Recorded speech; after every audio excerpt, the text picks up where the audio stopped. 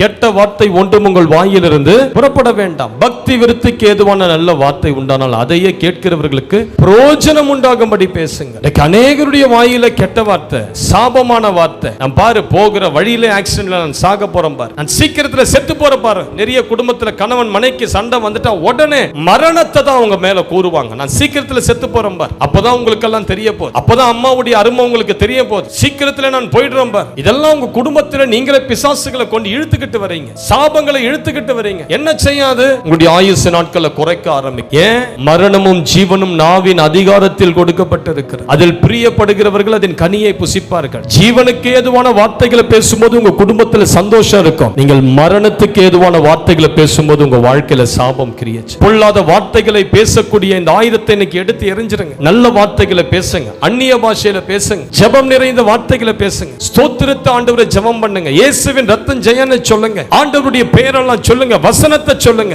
எவ்வளவு நிந்தையான வார்த்தைகள். ஆனா இயேசு என்ன செய்தாரு? மாறாக அவர்களை ஒருத்தரையும் நிந்திக்கல, அவர்களுக்காக பிதாவை நோக்கி ஜெபம் பண்ண ஆரம்பிச்சிட்டார். இன்றைக்கு ஒருவேளை இந்த ஆயுதம், இந்த கெட்ட வார்த்தை, சாபமான வார்த்தை உங்க மேலேயே நீங்க போட்டுக் கொள்ளுகிற சாபம், இதெல்லாத்தையும் எடுத்துருங்க. அதெல்லாம் இன்றையோடு உங்க வாழ்க்கையில இருந்து அவைகள் வெளியே அந்த ஆயுதங்களெல்லாம் மூட்டை கட்டி தூக்கி போட்டுடுங்க.